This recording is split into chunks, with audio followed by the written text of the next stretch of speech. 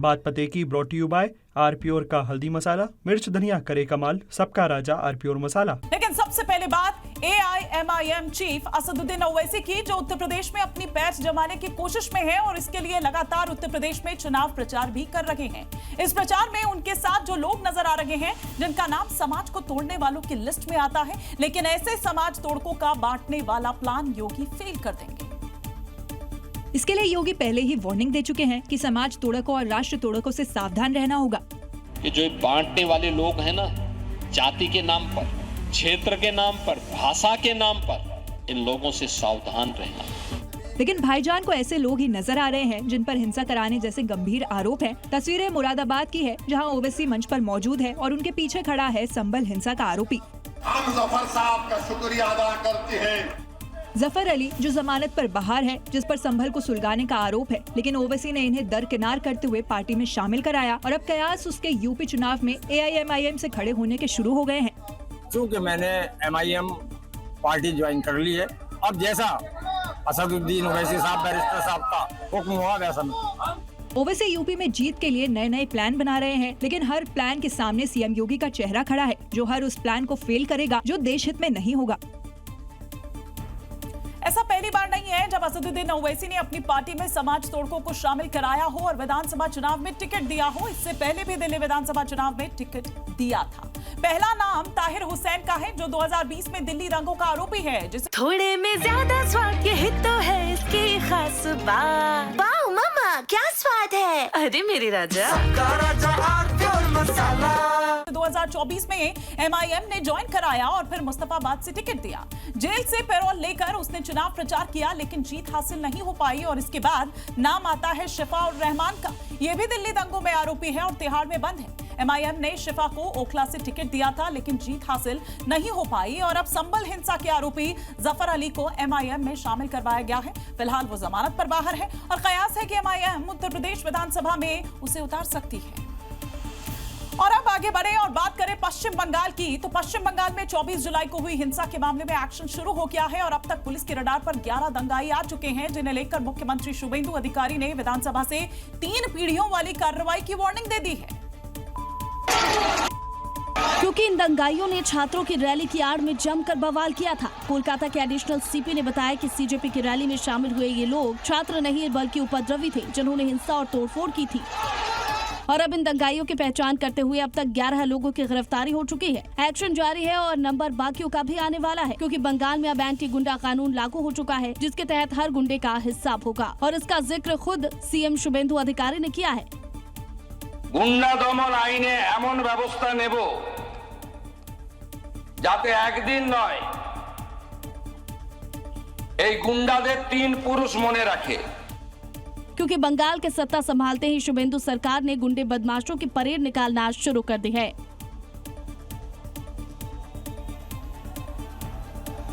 पश्चिम बंगाल में बीजेपी सरकार बनने के बाद मालदा में अदीना मस्जिद को लेकर एक बार फिर से विवाद शुरू हो गया है। 27 जुलाई से शुरू होने वाले सावन महीने में आदिनाथ पुरातन शिव मंदिर समिति ने मस्जिद के पास मंदिर में रुद्राभिषेक करने का ऐलान कर दिया, जिसको लेकर मालदा में तनाव बढ़ता जा रहा है, क्योंकि शिव भक्तों ने मंदिर में 1.5 टन वजनी शिवलिंग की स्थापना करने और फिर रुद्र अभिषेक करने का ऐलान कर दिया। पहली तस्वीर में जो मस्जिद दिखाई दे रही है, दरअसल वो 353 साल पुरानी है, लेकिन आदिनाथ पुरातन शिव मंदिर समिति का दावा है कि अदीना मस्जिद की जगह पहले आदिनाथ शिव मंदिर था। ये आज हम मंदिर में कर रहे हैं, ये मूल भूखंड के पास में ही है और जो बाकी जो ASI के अंडर में है कि कोर्ट के द्वारा आगे जाके वहाँ पे भी हम लोग रुद्राभिषेक करेंगे। इन कोर्ट ऑर्डर और पार्लियामेंट के जो पर्यवेक्षण होगा, जो ASI के द्वारा होगा, उसके बाद जो मांग आदिनाथ पुरातन शिव मंदिर समिति ने रखी है, उसका समर्थन लोग भी कर रहे हैं। लोग तो चाहता है कि सब लोग मंदिर हो सकता है, होगा, यही चाहता है और उसके लिए हम लोग तो इधर तो मंदिर कर रहे हैं ना, इसके पूजा पाठ चल रहे हैं हम लोग को। इतना ही नहीं, कुछ लोगों का दावा है कि अगर मस्जिद के अंदर जाएंगे तो दीवारों पर गणेश और विष्णु की मूर्ति मिल जाएगी। ऐसे में विवाद के तूल पकड़ने की संभावना बढ़ गई है, क्योंकि शिव भक्तों ने मोर्चा संभाल लिया है। एक बड़ी खबर इस वक्त कर्नाटक से आ रही है, जहां पर पूर्व सीएम सिद्धारमैया ने एक बड़ी घोषणा की है। 2028 का विधानसभा चुनाव नहीं लड़ेंगे सिद्धारमैया। 2028 का विधानसभा चुनाव नहीं लड़ूंगा, ये सिद्धारमैया ने खुद जानकारी दी है। पहले जैसे उत्साह की तरह ही काम करना अब मेरे लिए संभव नहीं है, ये सिद्धारमैया ने कहा। राजनीति पूरी तरह से भ्रष्ट हो चुकी है।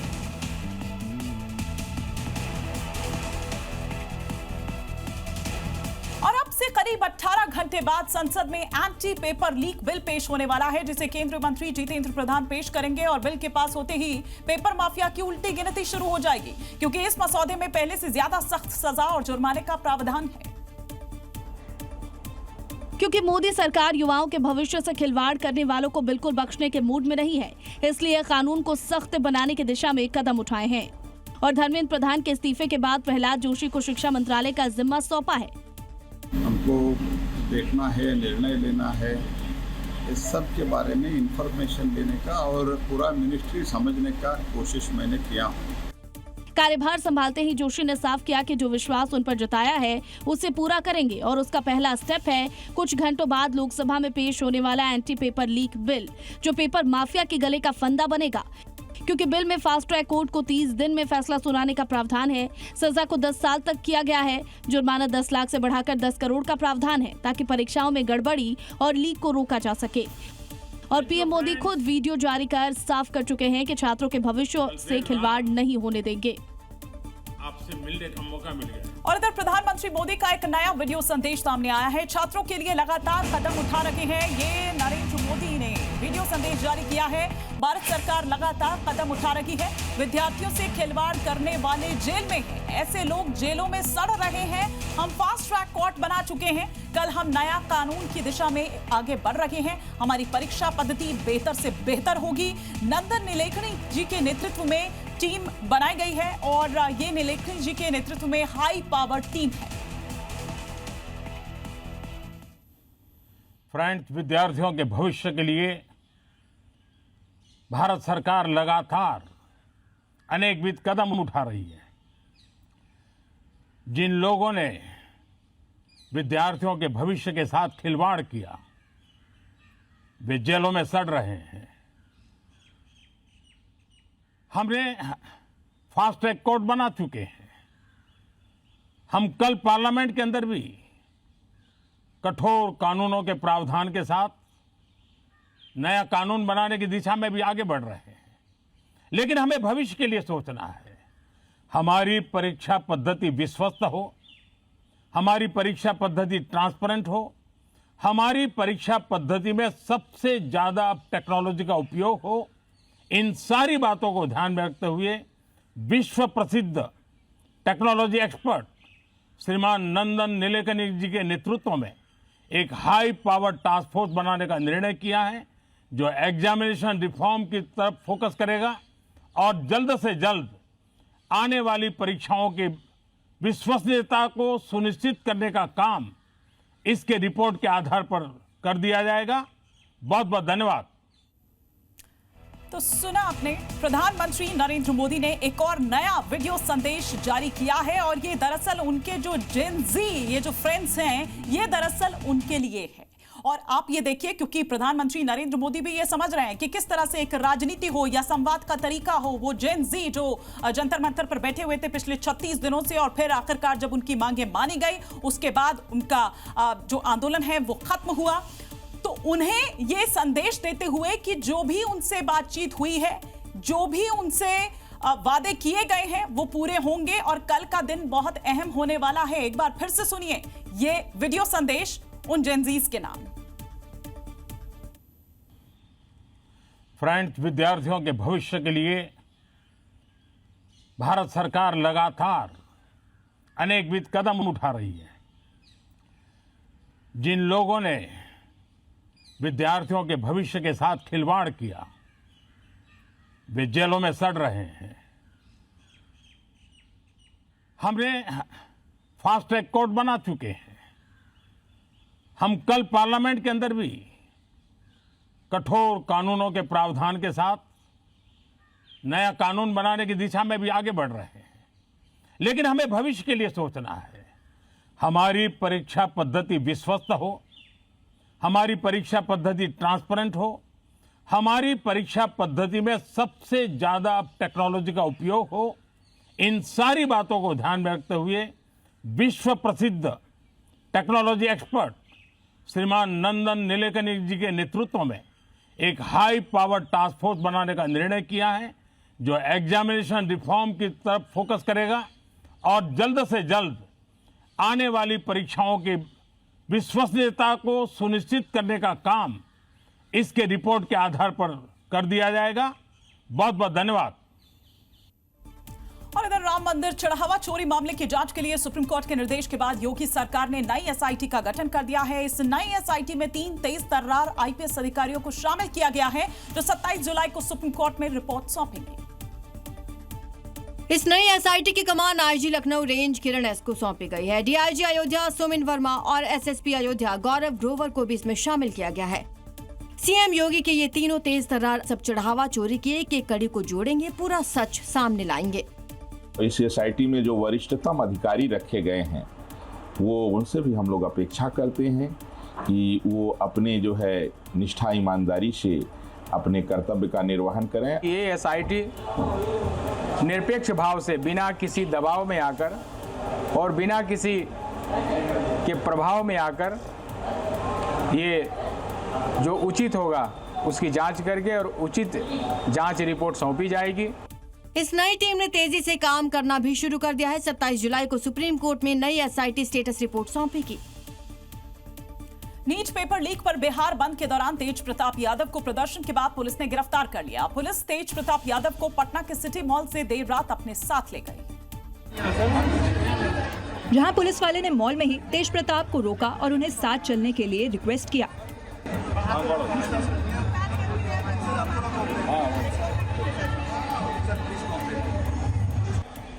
जिसके बाद तेज प्रताप यादव ने पुलिस वालों का सहयोग किया। इस दौरान उन्होंने अपने वकील को कॉल कर इसकी जानकारी भी दी। मॉल से निकलने के बाद तेज प्रताप अपनी गाड़ी में जाना चाहते थे, लेकिन पुलिस ने उनसे अपील की और उन्हें पुलिस की गाड़ी में ले गई। कहाँ पे ले जा रहे हैं? सर की गाड़ी है, सर की गाड़ी है, सर की गाड़ी में जा रहे हैं, सर की गाड़ी। जिसके बाद उन्हें 14 दिन की न्यायिक हिरासत में भेज दिया गया है। मैंने अभी एप्लीकेशन दिया जज साहब को उनके रिलीज का, तो कही कि अभी रिमांड करते हैं, आप सोमवार को प्रोसेस से आकर के उनका बेल मूव करें। दरअसल तेज प्रताप यादव पर साल 2021 में गांधी मैदान में प्रदर्शन के दौरान एक एफआईआर दर्ज हुई थी। वाराणसी के दाल मंडी में चौड़ीकरण का काम पिछले 2 महीनों से चल रहा है। ध्वस्तीकरण का काम अब लगभग पूरा हो चुका है और अब थोड़ा ही इलाका बचा हुआ है, लेकिन इस बीच बुलडोजर एक्शन के दौरान वहां पर बवाल मच गया और कुछ लोग बुलडोजर के सामने आकर खड़े हो गए और कार्रवाई का विरोध करने लगे, जिसके बाद वहां हंगामा मच गया। इस बीच पुलिस एक शख्स को वहां से हटाती दिखी। पुलिस और वहां प्रदर्शन कर रहे लोगों के बीच धक्का मुक्की भी हुई, लाठी भी चलाई गई। आनन फानन में पुलिस की टीम ने वहां उपद्रव कर रहे कुछ लोगों को हिरासत में लिया है। पुलिस ने सरकारी काम में बाधा डालने के आरोप में 21 लोगों पर मुकदमा दर्ज किया है। अब उपद्रवियों को पुलिस सबक सिखाएगी। वहीं मारपीट के दौरान कई पुलिसकर्मियों के भी घायल होने की खबर सामने आ रही है। दाल मंडी पर ध्वस्तीकरण का काम जारी है। आज वहां एक 5 मंजिला इमारत को जमींदोज कर दिया गया है। इलाके में अब 90% हिस्से को अतिक्रमण मुक्त करवा दिया गया है। जल्द ही वहां विकास का काम शुरू हो जाएगा। उत्तर प्रदेश के शामली में पुलिस ने अवैध हथियार तस्करी का बड़ा खुलासा किया है। पुलिस ने हथियारों के खेप के साथ 4 तस्करों को गिरफ्तार किया है। पूछताछ में खुलासा ये हुआ है कि लंबे समय से इस अवैध कारोबार में ये लगे हुए थे। पुलिस की गिरफ्त में आए ये वही 4 हथियार तस्कर हैं और ये इनके पास से बरामद हथियारों की खेप। पूछताछ में पता चला है कि अवैध पिस्टल्स को ये 50 से 55 हजार रुपए में बेचते थे। पुलिस को इन हथियार तस्करों के कब्जे से 10 तमंचे, 1 पिस्टल, 18 जिंदा कारतूस और 1 बिना नंबर की बाइक बरामद हुई है। पुलिसिया पूछताछ में ये खुलासा हुआ है कि आरोपी मध्य प्रदेश के खंडवा जिले से सस्ते दामों पर हथियार खरीदकर पश्चिमी उत्तर प्रदेश के जिलों में बेचते थे। और वे तो मुख्यतः सप्लायर है, ये इनके तमाम ऐसे लोग हैं जो खरीदने वाले हैं, उन पर हमारी निगाहें लगी हुई है। बहुत जल्दी इसको अरेस्ट करेंगे। फिलहाल पुलिस इन हथियार तस्करों को अवैध हथियार देने वालों की तलाश में जुट गई है। साथ ही पुलिस ये पता लगा रही है कि ये किसी बड़े सिंडिकेट का हिस्सा तो नहीं। उत्तर प्रदेश के ग्रेटर नोएडा में अथॉरिटी की लापरवाही की भेंट एक 6 साल का मासूम चढ़ गया। क्योंकि बोरिंग के लिए खोदे गए गड्ढे में गिरने से बच्चा डूब गया और जब तक उसका रेस्क्यू हो पाता तब तक बच्चे ने दम तोड़ दिया। क्योंकि इस 15 फीट गहरे गड्ढे में 6 साल का अव्यान सूर्य नाम का मासूम बच्चा डूब गया और जब तक उसका रेस्क्यू हो पाता तब तक उसने दम तोड़ दिया। आप 10 बाय 10 का गड्ढा कर रहे हो यार, 15 फीट गड्ढा डाल दे रहे हो यार। बच्चा गिरा होगा, दलदल में फंसा होगा, बोलने लायक तक नहीं बचा होगा यार तक। दरअसल हुआ ये कि ग्रेटर नोएडा के नॉलेज पार्क क्षेत्र की कलाधाम सोसाइटी में 2 बच्चे खेल रहे थे, जो खेलते खेलते बोरिंग के पास खुदे गड्ढे के करीब पहुंच गए और इसी दौरान 6 साल का मासूम बच्चा गहरे गड्ढे में गिर गया। इस हादसे से पहले दोनों बच्चे सोसाइटी की पार्किंग में बैट और बॉल से खेल रहे थे, जिसकी तस्वीर जी मीडिया के कैमरे में कैद हुई और फिर खेलते खेलते दोनों बच्चे बोरवेल के पास पहुंच गए, जहां पहले बैरिकेडिंग नहीं की गई थी, लेकिन इस हादसे के बाद सुरक्षा के सारे इंतजाम हो गए हैं। कहते हैं ना कि जब चिड़िया चुग जाती है खेत तो उसके बाद पछताते हैं, उसके बाद आप कार्रवाई करना शुरू कर देते हैं। अथॉरिटी भी वही काम करना शुरू की है और अथॉरिटी यहाँ पर अब काम तब जा करके की है जब यहाँ पर एक मौत हो जाती है। ऐसा नहीं है कि ये कोई पहला हादसा है, बल्कि नोएडा, ग्रेटर नोएडा में अथॉरिटी की लापरवाही के चलते पहले भी कई लोगों की ऐसे ही गड्ढों में गिरने से जान जा चुकी है, जिससे लोगों का गुस्सा अब 7वें आसमान पर है। सवाल है कि अथॉरिटी कब सबक लेगी, क्योंकि जिस तरह अथॉरिटी की लापरवाही ने 6 साल के अव्यान सूर्या की जान ले ली, उससे लोगों में जबरदस्त गुस्सा है। मुझे एम्बुलेंस से उतार करके वहीं छोड़ दिया रास्ते में, और देखो आप देखो यहाँ पे मेरे साथ क्या हुआ, चोट लगा मुझे वहाँ धक्का दिया और धक्का दे करके गाड़ी से फेंक दिया और लाश लेकर के वो भागे। लाश लेकर के क्यों भागा, किसके लिए भागा और वो किसको बचाना चाहता है? देखिए जो राज मेहता मरा है वहाँ पे क्या बना दिया है, वहाँ पे बिल्कुल ऐसा लग रहा है जैसे उसके खत्म होने के बाद ऐसा कर दिया कि जैसे बहुत बढ़िया जगह है, लाइटें लग गई, रोड सही हो गया, लेकिन यही करेंगे, मरने के बाद ही करेंगे। बोल दिया कॉन्ट्रैक्टर ने हमसे अप्रूवल नहीं लिया। कहीं भी कॉन्ट्रैक्टर अपनी मर्जी से काम कैसे कर सकता है? पहली बार नहीं है जब ऐसा हादसा हुआ, बल्कि इसी साल जनवरी 2026 में गुरुग्राम से लौट रहे 27 साल के युवराज की कार नोएडा के सेक्टर 150 में गहरे गड्ढे में गिर गई और उसकी मौत हो गई। हरियाणा के हिसार में आज स्वर्गीय नंद किशोर जी की याद में श्रद्धांजलि सभा रखी गई। श्रद्धांजलि सभा में बड़ी संख्या में गणमान्य लोग पहुंचे। कार्यक्रम हिसार के अग्रसेन भवन में हुआ। इस मौके पर हरियाणा के मुख्यमंत्री नायब सिंह सैनी भी आए और स्वर्गीय नंद किशोर गोयनका जी को पुष्प अर्पित कर श्रद्धांजलि दी। हिसार से विधायक सावित्री जिंदल ने भी स्वर्गीय नंद किशोर गोयनका जी को पुष्प अर्पित किए। आदमपुर से विधायक चंद्र प्रकाश, पूर्व मंत्री जेपी दलाल और राज्यसभा सांसद कार्तिकेय शर्मा और रोहतक से नवीन जय हिंद भी इस कार्यक्रम में पहुंचे। ये तस्वीरें हम आपको दिखा रहे हैं। ये मुख्यमंत्री नायब सिंह सैनी को आप यहाँ पर देख रहे हैं, जहाँ पर वो पुष्पांजलि अर्पित करने के लिए पहुंचे थे। इनके अलावा जो आदमपुर से विधायक हैं चंद्र प्रकाश, वो भी पहुंचे। पूर्व मंत्री जेपी दलाल और राज्यसभा सांसद कार्तिकेय शर्मा और रोहतक से नवीन जय हिंद भी इस कार्यक्रम में शिरकत करने के लिए पहुंचे थे, जहां पर उन्होंने उन्हें अंतिम एक श्रद्धांजलि दी। ये तस्वीरें हम दिखा रहे हैं। एक शोक सभा, एक प्रेयर मीट जो है वो यहाँ पर रखी गई थी और उसमें ये तमाम गणमान्य लोग वहां पर पहुंचते हैं, अपनी उपस्थिति दर्ज कराते हैं, शिरकत करते हैं। मिली हुई थी, लेकिन पिता के जाने के बाद उनके लिए इससे पहले कल हुई स्वर्गीय नंद किशोर जी की श्रद्धांजलि सभा में भी बड़ी संख्या में गणमान्य लोग आए। इनमें राज्यसभा सांसद दीपेंद्र सिंह हुड्डा, सोनीपत सांसद सतपाल ब्रह्मचारी, हिसार के सांसद जयप्रकाश और राष्ट्रीय स्वयंसेवक संघ के जॉइंट सेक्रेटरी अरुण कुमार खासतौर से शामिल रहे। अरुण कुमार ने समाज के लिए नंद किशोर गोयनका जी के लिए जो काम किए गए उनके द्वारा उन्हें याद किया। आज के दिन भी श्रद्धांजलि सभा में बड़ी संख्या में लोगों का आना जारी रहा। पाकिस्तान के कब्जे वाले कश्मीर पर सरकार ने एक बार फिर अपना रुख साफ कर दिया है। रक्षा मंत्री राजनाथ सिंह ने पाकिस्तान को 2 टूक शब्दों में समझा दिया कि बातचीत का अब कोई स्कोप नहीं है, अब बात सिर्फ पीओके के लिए होगी। क्या पाकिस्तान से कोई बात नहीं होगी, और अगर बात होगी तो सिर्फ पीओके पर ही बात होगी, जो कि भारत का हिस्सा है, जिस पर पाकिस्तान ने अवैध तरीके से कब्जा किया था। हिंदुस्तान का संदेश साफ है, अब लड़ाई पाकिस्तान के कब्जे वाले कश्मीर को लेकर है, पीओके को हिंदुस्तान में मिलाने की है। वो पीओके जो इस वक्त पाकिस्तान से आजादी की जंग छेड़ चुका है, मुनीर की दरिंदगी के खिलाफ आवाज उठा रहा है। ऐसे में राजनाथ सिंह के बयान की ये टाइमिंग बताती है कि पीओके के लिए आर्मी अब पूरी तरह रेडी है। जो पाकिस्तान ने इस समय आतंकवाद को अपनी सरकारी नीति का एक हिस्सा बना लिया है, और वहां पर मिलिट्री और मिलिटेंट्स के बीच का फर्क पूरी तरह से समाप्त हो चुका है। पीओके पर पाकिस्तान के अवैध कब्जे के खिलाफ सरकार की नियत और नीति एकदम साफ है। आतंक को पालने पोसने वाले पाकिस्तान से कोई बात नहीं, इरादा सिर्फ और सिर्फ पाकिस्तान के कब्जे वाले कश्मीर को हिंदुस्तान में मिलाना है। इधर उत्तर प्रदेश में अवैध निर्माणों के खिलाफ लगातार एक्शन जारी है और योगी का महाबली उसे तोड़ने के काम में जुटा हुआ है। गाजियाबाद, जौनपुर से ऐसी ही 2 तस्वीरें सामने आई है जहां बुलडोजर कार्रवाई की गई है। ये 2 तस्वीरें देखिए, जगह और समय अलग अलग लेकिन कार्रवाई एक जैसी। बुलडोजर की मदद से ध्वस्तीकरण का काम किया गया है। सबसे पहले बात गाजियाबाद की, जहां अवैध कॉलोनियों पर गाजियाबाद विकास प्राधिकरण का बुलडोजर लगातार कहर बनकर बरस रहा है। दरअसल यहाँ नाले के ऊपर अवैध रूप से बनाई जा रही 2 अवैध कॉलोनियों को ध्वस्त किया गया है। लगभग 200 वर्ग मीटर एरिया में लोहे के पाइप और टिन शेड लगाकर काम किया जा रहा था। एक कमरे का निर्माण किया गया था जिसको ध्वस्त किया गया। गाजियाबाद प्रशासन लगातार ऐसे मामलों में कार्रवाई कर रहा है जहां पर अवैध निर्माण किया गया है। वहीं जौनपुर में भी सरकारी जमीन पर अवैध अतिक्रमण कर लिया गया था, जिस पर बुलडोजर कार्रवाई कर उसे प्रशासन ने पूरी तरीके से जमीन दोज कर दिया। प्रशासन ने पहले नोटिस देकर जगह खाली करने को कहा था, इसके बाद बुलडोजर की मदद से उसे ध्वस्त कर दिया।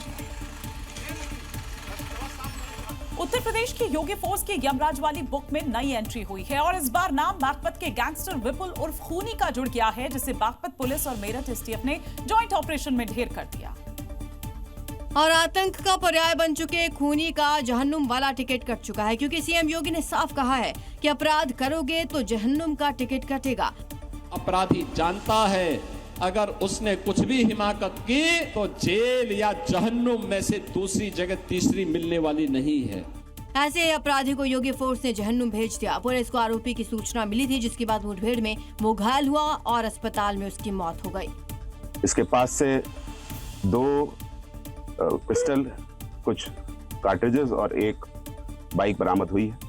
खूनी पिछले कई साल से पुलिस के लिए सिरदर्द बना हुआ था, क्योंकि इस कुख्यात पर 38 से ज्यादा मामले दर्ज थे।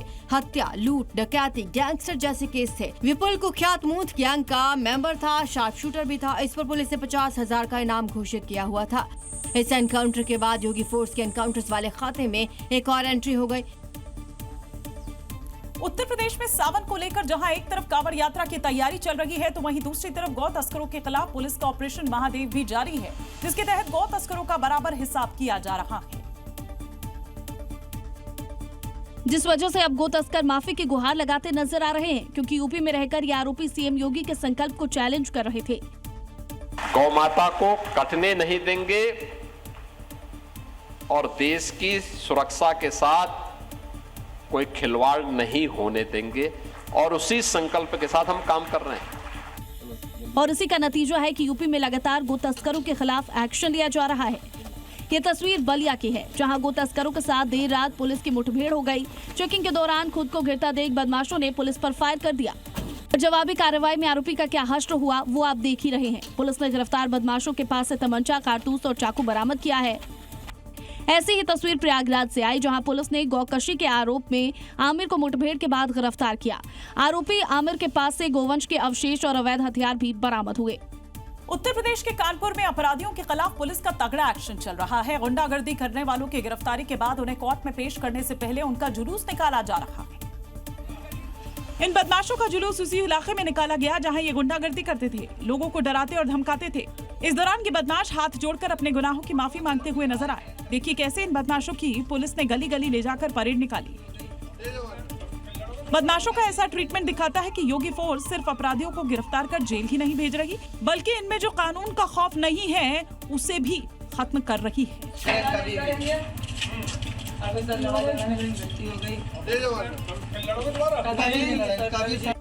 पुलिस जनता को भरोसा दिला रही है कि यहाँ अपराधियों का नहीं, कानून का राज है। क्राइम पर पूरी तरह से लगाम लगाने की पुलिस की इस परेड टैक्टिक से बदमाशों में खौफ का माहौल है। उत्तर प्रदेश के हरदोई में नौकरों ने फिल्मी स्टाइल में अपने मालिक के घर में चोरी को अंजाम दिया। पहले परिवार वालों के खाने में नींद की गोली मिलाई और फिर 1 करोड़ से ज्यादा का कैश लेकर फरार हो गए। और साजिश रची गई एक चाय की टपरी पर, जहां कारोबारी के घर में काम करने वाला मुनीम घर में मौजूद कैश के बारे में अपने एक सहयोगी को बताता था, जिसके बाद वहीं घर के नौकरों को पैसे का लालच देकर चोरी की इस वारदात को अंजाम दिया गया। के व्यवसायी के घर में 3 जो नौकर थे उनकी नीयत एक रूप से डगमगा गई। उन्होंने घर वालों के खाने में नींद की गोलियां मिला दी, जो तथ्य सामने में आए हैं। इसके बाद आरोपियों ने अपने दूसरे साथियों के साथ संपर्क साधा, जो कि पिकअप वैन लेकर आए और उसमें ही पैसे भर कर ले गए। वहीं जब परिवार वाले होश में आए तो घर का सामान, पैसे गायब देखने के बाद तुरंत पुलिस को सूचना दी गई, जिसके बाद पुलिस ने कार्रवाई की। आरोपियों को धर दबोचा। पकड़े गए आरोपियों में अभी भी 3 लोगों की तलाश जारी है, जबकि इनमें से 2 आरोपियों का आपराधिक इतिहास रहा है। बिहार के रोहतास में दिन दहाड़े एक ज्वेलरी शॉप को लुटेरों ने निशाना बनाया। हेलमेट पहनकर घुसे लुटेरों ने ज्वेलरी शॉप से 35 लाख के गहने दिन दहाड़े तमंचे के बल पर लूट लिए। दिन दहाड़े ज्वेलरी शॉप में हुई लूटपाट का ये वीडियो सामने आया है, जिसमें 5 लुटेरे शॉप में घुसे हुए नजर आ रहे हैं। हथियार की नोक पर ज्वेलर को डराया जा रहा है। चंद सेकंड में लुटेरे ज्वेलरी शॉप में रखे गहनों को उड़ा लेते हैं और वहां से फरार हो जाते हैं। बताया जा रहा है कि लुटेरे वहां से 30 से 35 लाख के गहने लेकर फरार हो गए। ज्वेलरी शॉप में हुई लूट की ये पूरी वारदात वहां लगे सीसीटीवी कैमरे में कैद हो गई। फिलहाल पुलिस लुटेरों की तलाश में जुट गई है, लेकिन जिस तरह दिन दहाड़े ज्वेलरी शॉप में घुसकर लूट को अंजाम दिया गया, उसने कानून व्यवस्था पर भी सवाल खड़े कर दिए हैं। उत्तर प्रदेश के कुशीनगर में सर्राफा व्यापारी बनकर लूटने वाले बाप बेटे को पुलिस ने गिरफ्तार किया है, जिनके पास से करीब 35 लाख के आभूषण, नकदी, मोबाइल और कुछ नेपाली करेंसी की गड्डियां मिली हैं। इस कामयाबी के बाद पुलिस ने आरोपियों से मिली लूट के सामान की प्रदर्शनी लगा दी। इसमें कुछ डिब्बों में सोने के जेवरात तो कुछ डिब्बों में चांदी के जेवरात दिखाई दे रहे हैं। पुलिस को दोनों आरोपियों के पास से 229 ग्राम सोना, करीब 4 किलोग्राम चांदी, 20,000 नकदी और नेपाली करेंसी की गड्डियां मिली हैं। क्योंकि आरोपियों की जालसाजी की शिकायत किसी ने पुलिस अधिकारियों को लेटर लिखकर दी। इस पर पुलिस ने कार्रवाई की। दोनों को गिरफ्तार किया गया और उनके पास से भारी मात्रा में आभूषण व उनके जो ठगी किए गए आभूषण हैं और उसके साथ साथ कुछ धनराशि बरामद की गई। दरअसल पुलिस की गिरफ्त में खड़े दोनों आरोपी लोगों के साथ सर्राफा व्यापारियों का विश्वास जीतकर सोने चांदी के आभूषण गिरवी रखकर कर्ज देते थे, लेकिन 11 मई को वो दुकान से सारा सामान लेकर फरार हो गए, जिस पर तुर्कपट्टी पुलिस ने एक्शन लिया है। आरप्योर शाही paneer masala, delicious, healthy everyday.